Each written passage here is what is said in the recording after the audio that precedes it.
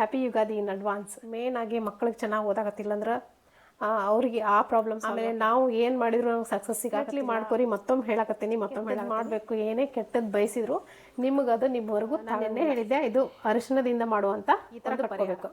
ಒಂದು ಸ್ವಲ್ಪ ಬಗ್ಗೆ. Hi friends, welcome to my channel. ಎಲ್ಲರೂ ಹೆಂಗದಿರಿ? ಎಲ್ಲರೂ ಆರಾಮದಿರಿ ಅಂದ್ಕೊಂಡೇನಿ. ಇವತ್ತಿನ ದಿನ ಯುಗಾದಿ ಹಬ್ಬಕ್ಕೋಸ್ಕರ ಒಂದು ಸ್ಮಾಲ್ ಪರಿಹಾರ, ಸ್ಮಾಲ್ ಸೊಲ್ಯೂಷನ್ ನಿಮ್ಮ ಜೊತೆಗೆ ಶೇರ್ ಮಾಡ್ಕೊಳತ್ತೀನಿ. ನಾನು ನಿನ್ನೆ ಬ್ಲಾಗ್ನಾಗ ಹೇಳಿದ್ದೆ ನಿಮ್ಗೆ, ನಾಳೆ ಬ್ಲಾಗ್ನೊಳಗೆ ನಾನು ಶೇರ್ ಮಾಡ್ಕೊತೀನಿ ಅಂಥೇಳಿ. ಸೊ ಇವತ್ತಿನ ಬ್ಲಾಗ್ ಒಳಗೆ ಅದನ್ನು ಶೇರ್ ಮಾಡ್ಕೊಳತ್ತೀನಿ. ಇದನ್ನು ನೋಡಾದಮೇಲೆ ನೀವು ನಿಮ್ಮ ಮನ್ಯಾಗ ಮಾಡ್ಕೊರಿ. ನೀವು ನನ್ನ ಟ್ರಸ್ಟ್ ಮಾಡೋದಿದ್ರೆ ಮಾಡ್ಕೊರಿ. ಇದು ನನ್ನ ಎಕ್ಸ್ಪೀರಿಯನ್ಸ್, ನಾನು ನಿಮ್ಮ ಜೊತೆಗೆ ಶೇರ್ ಮಾಡ್ಕೊಳತ್ತೀನಿ. ನಾನು ಇದನ್ನು ಒಂದು 3 ವರ್ಷದಿಂದ ನಾನು ಮಾಡ್ಕೊಂಡು ಬರತ್ತೀನಿ. ನನಗಂತೂ ಭಾಳ ಒಳ್ಳೆಯದಾಗೈತಿ. ನಿಮಗೂ ಇದೇ ಥರ ಒಳ್ಳೇದಾಗಲಿ ಅನ್ನೋ ಒಂದು ಉದ್ದೇಶಕ್ಕೆ ನಾನು ಇದನ್ನು ಇಲ್ಲಿ ನಿಮ್ಮ ಜೊತೆಗೆ ಶೇರ್ ಮಾಡ್ಕೊಳತ್ತೀನಿ. ನಾನು ನಿನ್ನೆ ಹೇಳಿದ್ದೆ, ಇದು ಅರಿಶಿಣದಿಂದ ಮಾಡುವಂಥ ಒಂದು ಪರಿಹಾರ. ಅರಿಶಿಣ ಕೊಂಬು ತೊಗೊಂಡು ನೋಡ್ತಿರ್ಬೋದು. ಅದನ್ನು ಹೆಂಗೆ ಮಾಡೋದಂತ ಕ್ವಿಕ್ಕಾಗಿ ಸೊಲ್ಯೂಷನ್ ಹೇಳಿ ನಾನು ಈ ಬ್ಲಾಗ್ನ ಎಂಡ್ ಮಾಡ್ತೀನಿ. ನೋಡಿರಿ, ಇದಕ್ಕೆ ಬೇಕಾದಂಥದ್ದು ಏನಂದ್ರೆ ಅರಿಶಿಣ ಕೊಂಬು. 8 ಅಥವಾ 12 ಅರಿಶಿಣ ಕೊಂಬು ಬೇಕಾಕೈತಿ. 8 ಅರಿಶಿಣ ಕೊಂಬಿಂದನೂ ಮಾಡ್ಕೋಬೋದು, 12 ಅರಿಶಿಣ ಕೊಂಬಿಂದನೂ ಮಾಡ್ಕೋಬೋದು. ನಾನಿಲ್ಲೇ ಒಂದು 8 ಅಥವಾ 12 ಅರಿಶಿಣ ಕೊಂಬನ್ನ ತೊಗೊಂಡೇನಿ. ಅರಿಶಿಣ ಕೊಂಬು ಯಾವಾಗಲೂ ತೊಗೊಂಬರ್ಬೇಕಾದ್ರೆ ಮಾರ್ಕೆಟಿಂದ ನೋಡ್ಕೊಂಡು ತೊಗೊಂಬರ್ರಿ. ಚೆನ್ನಾಗಿರೋ ಅರಿಶಿಣ ಕೊಂಬಿರಬೇಕು.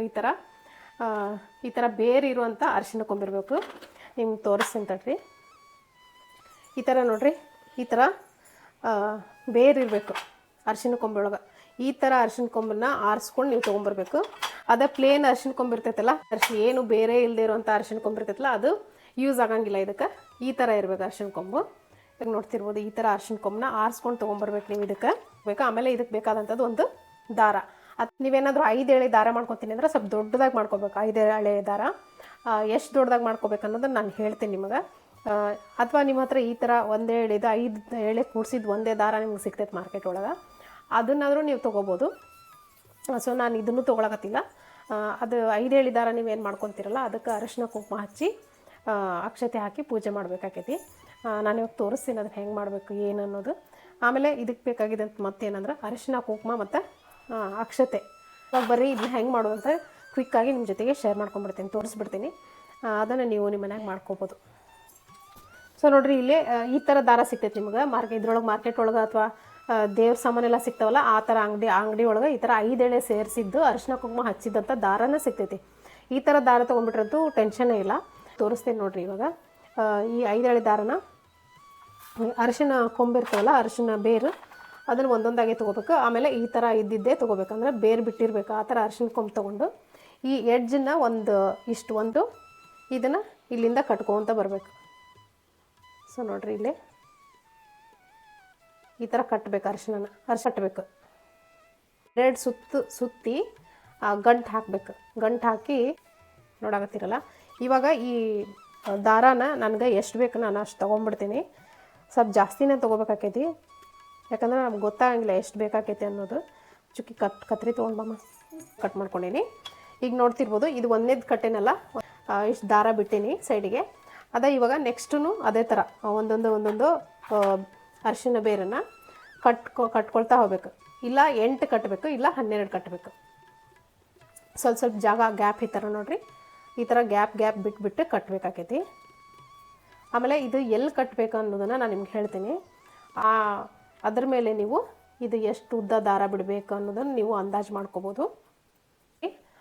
ಈಗೇನು ನಿಮ್ಗೆ ಕಾಣಿಸಾಗ್ತೈತಲ್ಲ, ಈ ಥರ ಒಂದು ಸ್ವಲ್ಪ ಗ್ಯಾಪ್ ಬಿಟ್ಟು ಇಲ್ಲಿ ಕಟ್ಟಬೇಕು. ನೋಡಿರಿ, ಈ ಥರ ಕಟ್ತೀನಿ. ಈಗ ನೋಡಿರಿ, ನಾನು ಒಂದು 8 ಕಟ್ತೀನಿ, 8 ಅರಿಶಿಣ ಬೇರು ಕಟ್ತೀನಿ. ಫುಲ್ ಕಟ್ಟಾದ್ಮೇಲೆ ನಿಮ್ಗೆ ತೋರಿಸ್ತೀನಿ ಹೆಂಗೆ ಬಂದೈತೆ ಅಂತ ಹೇಳಿ. ಸೊ ಫ್ರೆಂಡ್ಸ್ ನೋಡಿರಿ, ನಾನು ಇವಾಗ ಕಟ್ಟಿ ಆತು ಈ ಥರ ಕಟ್ಕೋಬೇಕು.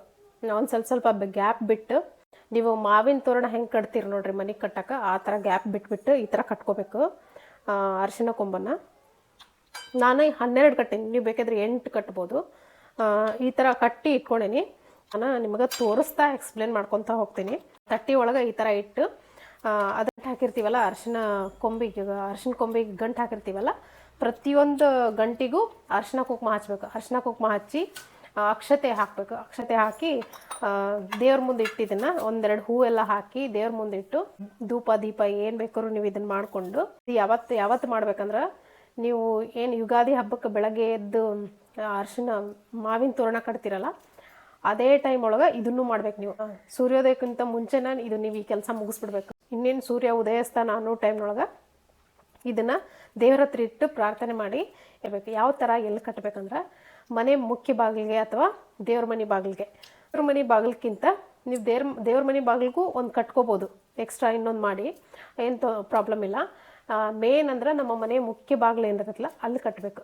ಯಾಕಂದ್ರೆ ನಮ್ಮ ನೆಗೆಟಿವ್ ಎನರ್ಜಿ ಪಾಸಿಟಿವ್ ಎನರ್ಜಿ ಎಲ್ಲ ಬರೋದು ಹೋಗೋದು ಆ ಮೇನ್ ಮುಖ್ಯ ದ್ವಾರದ ಮುಖಾಂತರ ಅಲ್ಲ.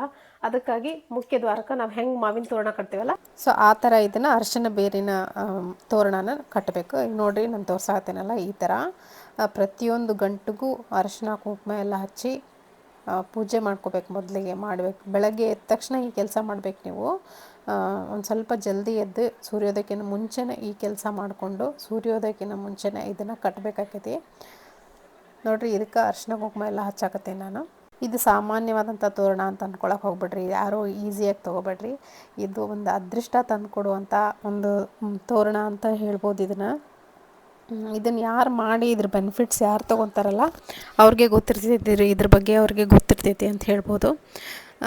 ಏನು ಎಷ್ಟೇ ಸಾಲ ಸೋಲ ಎಲ್ಲ ಮಾಡ್ಕೊಂಡಿರ್ತಾರಲ್ಲ ಅಂಥವ್ರಂತೂ ಇದನ್ನು ಮಾಡ್ಕೊಂಡ್ರೆ ಅವ್ರ ಅದೃಷ್ಟದ ಬಾಗಿಲು ತೆಗಿತಂತ ಅರ್ಥ. ನೋಡಿರಿ, ಯಾವುದೋ ಮುಖಾಂತರ ಅವ್ರದ್ದೆಲ್ಲ ಕಷ್ಟ ಪರಿಹಾರ ಆಗ್ತಾವೆ. ಈ ಥರ ನೋಡಿರಿ ಎಲ್ಲ ಪೂಜೆ ಮಾಡಿ ದೇವ್ರ ಮುಂದಿಟ್ಟು ಧೂಪ ದೀಪ ಬೆಳಗಬೇಕು.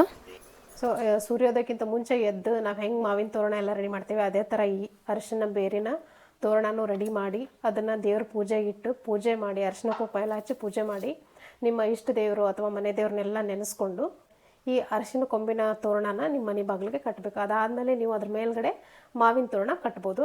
ಅದು ಯಾವಾಗ ಸೂರ್ಯೋದಯಕ್ಕಿಂತ ಮುಂಚೆ ಕಟ್ಟಬೇಕು. ಸೊ ಇದನ್ನು ಕಟ್ಟೋದ್ರಿಂದ ಏನು ಬೆನಿಫಿಟ್ ಅಂತ ನೀವು ಕೇಳ್ಬೋದು. ಒಂದು ಬೆನಿಫಿಟ್ ಇಲ್ಲ, ಇದನ್ನು ಮಾಡ್ಕೊಳ್ಳೋದ್ರಿಂದ ಸಾಕಷ್ಟು ಬೆನಿಫಿಟ್ ಅದಾವೆ. ಮಕ್ಕಳಿಗೆ ಚೆನ್ನಾಗಿ ಓದಾಕತ್ತಿಲ್ಲ ಅಂದ್ರೆ, ಮೇನಾಗಿ ಮಕ್ಕಳಿಗೆ ಚೆನ್ನಾಗಿ ಓದಾಕತ್ತಿಲ್ಲ ಅಂದ್ರೆ ಅವ್ರಿಗೆ ಆ ಪ್ರಾಬ್ಲಮ್ ಸಾಲ್ವ್ ಆಕೈತಿ. ಆಮೇಲೆ ನಾವು ಏನು ಮಾಡಿದ್ರು ನಮ್ಗೆ ಸಕ್ಸಸ್ ಸಿಗಾಕತ್ತಿಲ್ಲ ಅಂತಂದು ಅಂದ್ರೆ ಅದು ಸಾಲ್ವ್ ಆಕೈತಿ. ಆಮೇಲೆ ನಾವು ಎಷ್ಟೇ ದುಡಿದ್ರೂ ನಮ್ಮ ಕೈಯಾಗ ದುಡ್ಡು ನಿಲ್ಲಾಕತ್ತಿಲ್ಲ.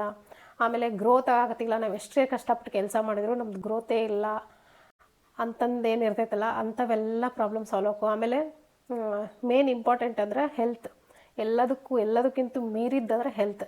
ನಮ್ಗೆ ಅವಾಗ ಬರೀ ಹುಷಾರಿಲ್ಲ ಹುಷಾರಿಲ್ದಂಗೆ ಆಗೋದು ಆಗ್ತಾನೆ ಇರ್ತೈತೆ ಕೆಲವೊಬ್ಬರ ಮನ್ಯಾಗ. ಒಬ್ಬರಾದ್ಮೇಲೆ ಒಬ್ಬರು ಹುಷಾರಿಲ್ಲದೆ ಆಗ್ತಿರ್ತದಲ್ಲ, ಕೆಲವೊಬ್ಬರ ಮನ್ಯಾಗ ಹಾಕಿರ್ತೈತೆ.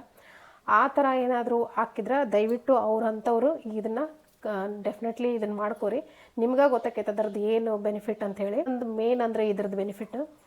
ಇವಾಗ ನಿಮ್ಮನ್ನು ನೋಡಿದ್ರೆ ಸಾಕಷ್ಟು ಜನಕ್ಕೆ ಆಗ್ತಿರಂಗಿಲ್ಲ. ಅಂದ್ರೆ ಒಂದಷ್ಟು ಜನ ಎನಿಮೀಸ್ ಇರ್ತಾರೆ. ನಿಮಗೆ ಗೊತ್ತಿಲ್ಲದೆ ಇರೋ ಥರ ಎನಿಮೀಸ್ ಇರ್ತಾರೆ, ಶತ್ರುಗಳಿರ್ತಾರೆ. ಅವ್ರು ಒಳಗೆ ನಿಮ್ಮ ಬಗ್ಗೆ ಕೆಟ್ಟದಾಗಿ ಯೋಚನೆ ಮಾಡ್ತಾನೆ ಇರ್ತಾರೆ, ನಿಮಗೆ ಗೊತ್ತೇ ಆಗೋದಿಲ್ಲ. ಅಂಥವ್ರು ನಿಮ್ಗೆ ಏನೂ ಮಾಡ್ಕೊಳಕ್ಕಾಗೋದಿಲ್ಲ. ಅಲ್ಲೇ ಅವ್ರಿಗೆ ಏನು ಅಂದ್ಕೊಳ್ತಿರ್ತಾರೋ ಅದು ಅವ್ರಿಗೆ ವಾಪಸ್ ರಿಟರ್ನ್ ಆಕೈತೆ ಹೊರತು ನಿಮ್ಮ ಹತ್ರಕ್ಕೆ ಬರೋದೇ ಇಲ್ಲ. ಶತ್ರುಗಳು ಏನಿರ್ತಾರಲ್ಲ ಕೆಟ್ಟದಾಗಿ ಯೋಚನೆ ಮಾಡಿ ನಿಮ್ಗೆ ಏನಾದ್ರು ಕೆಟ್ಟದ್ದು ಮಾಡಬೇಕು ಬಯಸ್ತಿರ್ತಾರಲ್ಲ ಅದು ನಿಮಗೆ ತಾಗೋದಿಲ್ಲ. ಅಷ್ಟು ಹೇಳ್ಬೋದು ನಾನು. ಅದು ಏನೇ ಕೆಟ್ಟದ್ದು ಮಾಡಬೇಕು, ಏನೇ ಕೆಟ್ಟದ್ದು ಬಯಸಿದ್ರು ನಿಮಗದು ನಿಮ್ಮವರೆಗೂ ತಾಗಂಗಿಲ್ಲ. ಅದನ್ನು ತಡೆಯುವಂಥ ಶಕ್ತಿ ಈ ಅರಿಶಿನ ಬೇರಿನ ತೋರಣ ಒಳಗೈತಿ. ಡೆಫಿನೆಟ್ಲಿ ಇದನ್ನು ಮಾಡ್ಕೊರಿ. ನಾನು ಇವಾಗ ನೋಡಿರಿ ರೆಡಿ ಮಾಡಿ ಇಟ್ಕೊಂಡೇನಿ. ಇದನ್ನು ನಾನು ನಿಮ್ಗೆ ವಿಡಿಯೋ ಹಾಕ್ಬೇಕಂಥೇಳಿ ಜಲ್ದಿನ ಮಾಡಿದೆ. ನೀವು ಯಾವತ್ತು ಮಾಡಿರಿ ಅಂದರೆ ಯುಗಾದಿ ಹಬ್ಬದ ಬೆಳಗ್ಗೆನೇ ಮಾಡಿರಿ. ದೇವ್ರ ಮುಂದಿಟ್ಟು ಪೂಜೆ ಮಾಡಿ ನಿಮ್ಮ ಇಷ್ಟ ದೇವ್ರನ್ನ ನೆನೆಸ್ಕೊಂಡು ಆವಾಗಿನ ಟೈಮ್ನಾಗ ಹೊರಗೆ ಹೊಸಲಿಗೆ ಪೂಜೆ ಮಾಡಿದ ತಕ್ಷಣ ನೀವು ಫಸ್ಟ್ ಇದನ್ನು ಕಟ್ಟಬೇಕು, ಆಮೇಲೆ ಮಾವಿನ ತೋರಣ ಕಟ್ಟಿ ಬಾಗಿಲಿಗೆಲ್ಲ ಹೊಸಲಿಗೆಲ್ಲ ಪೂಜೆ ಮಾಡಿ ಬಂದ್ರೆ ಆತು. ಇದನ್ನು ನೀವು ಬೇಕಂದ್ರೆ ನೆಕ್ಸ್ಟ್ ಯುಗಾದಿ ಬರೋ ತನಕನೂ ನಿಮ್ಮ ಬಾಗಿಲಿಗೆ ಐತಿ ಅಂದ್ರೆ ಇರ್ತೈತೆ, ಕರೆಕ್ಟಾಗಿ ಐತಿ ಅಂದ್ರೆ ಬಿಟ್ಬಿಡ್ರಿ. ಅಥವಾ ಹಾಳಾಯ್ತು ಒಂದು ಸ್ವಲ್ಪ ಏನಾದರೂ ಒಣಗ್ತು ಆಮೇಲೆ ಉದುರು ಹೋಯ್ತು ಅಂತಂದ್ರೆ ನೀವು ಮತ್ತೆ ಇನ್ನೊಂದು ಮಾಡಿ ಕಟ್ಬೋದು, ಏನು ಪ್ರಾಬ್ಲಮ್ ಇಲ್ಲ. ಮಿಡಲ್ ಡೇಸ್ ಒಳಗೆ ಶುಕ್ರವಾರ ಅಥವಾ ಮಂಗಳವಾರ ನೀವು ಇನ್ನೊಂದು ಮಾಡಿ ಮತ್ತೊಂದು ಕಟ್ಬೋದು. ಆದರೆ ಇದನ್ನು ಮಾಡಬೇಕಾಗಿರೋದು ಯಾವತ್ತು ಯುಗಾದಿ ದಿನನ ಇದನ್ನು ಶುರು ಮಾಡಬೇಕಾಗಿರೋದು. ಅದಕ್ಕಾಗಿ ಯುಗಾದಿಗಿಂತ ಮುಂಚೆ ನಾನು ನಿಮಗೆ ಇದನ್ನು ವಿಡಿಯೋ ಬರಲಿ ಅಂಥೇಳಿ ಇದನ್ನು ವಿಡಿಯೋ ಮಾಡಾಕತ್ತೀನಿ. ಡೆಫಿನೆಟ್ಲಿ ಮಾಡ್ಕೊರಿ. ಯಾರ್ಯಾರು ಮಾಡ್ಕೊಳಕತ್ತೀರಿ ಕಮೆಂಟ್ ಮುಖಾಂತರ ಬರ್ತಿಳಿಸ್ರಿ ಇವಾಗಲೇ ಜಸ್ಟ್ ಈ ವಿಡಿಯೋ ನೋಡಿದ ತಕ್ಷಣ. ಆಮೇಲೆ ನಾನು ಹೆಂಗೆ ನಿಮಗೂ ಒಳ್ಳೇದಾಗಲಿ, ಎಷ್ಟು ಜನ ನೋಡ್ತೀರೋ ಅಷ್ಟು ಜನ ಮಾಡ್ಕೊಳ್ರಿ. ಆಮೇಲೆ ಅದರ ರಿಸಲ್ಟ್ ನೀವೇ ನೋಡ್ತೀರಿ. 20 ಮೆಂಬರ್ಸ ನೋಡಿರಿ, 40 ಮೆಂಬರ್ಸ ನೋಡಿರಿ, ಅಷ್ಟು ಜನನೂ ಇದನ್ನು ಮಾಡಿಕೊಡ್ರಿ. ಮಾಡಿಕೊಂಡು ಅದ್ರ ರಿಸಲ್ಟ್ ಏನೈತಲ್ಲ ನೀವೇ ನೋಡ್ತಿರೋದನ್ನು. ಅದಕ್ಕಿಂತ ಮುಂಚೆ ನೀವು ಯಾರಿಗೆ ವೆಲ್ ವಿಶ್ ಮಾಡ್ತಿರಲ್ಲ, ನೀವು ಯಾರಿಗೆ ಒಳ್ಳೇದಾಗಲಿ ಅಂತಂದು ಅನ್ಕೊತೀರಿ ಅಂಥವ್ರಿಗೆಲ್ಲರಿಗೂ ಶೇರ್ ಮಾಡಿರಿ ಈ ವಿಡಿಯೋ, ಅವರು ಮಾಡಲಿ. ಆದಷ್ಟು ಬೇಗ ಶೇರ್ ಮಾಡಿರಿ, ಅವರು ಇದನ್ನು ಪರಿಹಾರ ಮಾಡ್ಕೊಳಕ್ಕಾಗೈತಿ. ಯಾಕಂದರೆ ಇದನ್ನು ಯುಗಾದಿ ದಿನಾನ ಮಾಡಬೇಕು. ಅದಕ್ಕೋಸ್ಕರ ಸೊ ಇದು ನಿಮ್ಗೆ ಕ್ಲಿಯರ್ ಆಯ್ತು ಅನ್ಕೊತೀನಿ. ಸೊ ಯಾರ್ಯಾರು ಮಾಡಾಕತ್ತೀರಿ ಕಮೆಂಟ್ ಮುಖಾಂತರ ಬರ್ತಿ ತಿಳಿಸ್ರಿ. ಮಾಡಿ ಆದಮೇಲೂ ಕಮೆಂಟ್ ಮುಖಾಂತರ ಬರ್ತಿ ತಿಳಿಸ್ರಿ.